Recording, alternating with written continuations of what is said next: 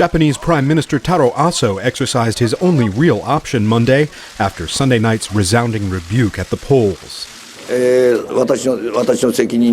I will take responsibility by resigning from the position of LDP leader. Sunday's election gave the LDP 119 out of the 480 seats up for grabs in Japan's lower house, which selects the country's prime minister. The Democratic Party of Japan surged to a 308-seat majority, all but confirming party leader Yukio Hatoyama as the country's next leader.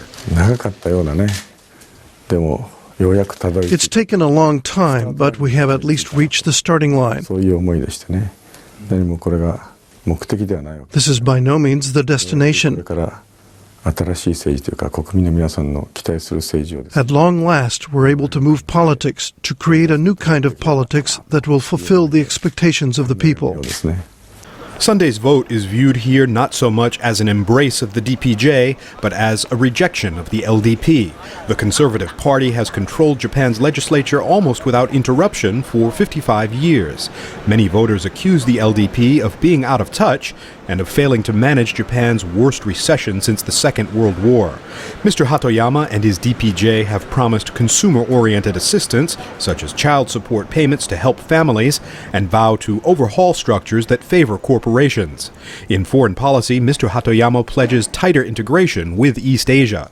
South Korean Foreign Ministry spokesman Moon Tae-yong expressed Seoul's willingness to work with Mr. Hatoyama. We place high value on the fact that Japan's Democratic Party has emphasized the importance of South Korea-Japan relations, and they have shown that they want better relations between the two countries. The DPJ is expected to maintain a firm policy line on North Korea, especially on the issues of the North's nuclear weapons programs and Japanese citizens abducted by North Korean agents.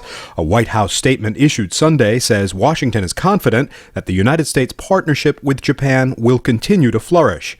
Mr. Hatoyama has signaled he will seek to make the U.S. relationship less central to Japan's decision-making. Professor Gerald Curtis, a specialist in Japanese politics for decades at Columbia University, says some change is to be expected. This election was not only about changing the party in power, it also involves a pretty substantial generational shift.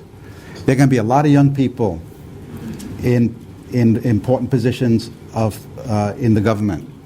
They don't remember the war, they don't remember the occupation, they don't necessarily believe that Japan has to have a special relationship with the United States. Mr. Hatoyama is expected to be formally elected Prime Minister in a special session of Parliament, which must be held within 30 days.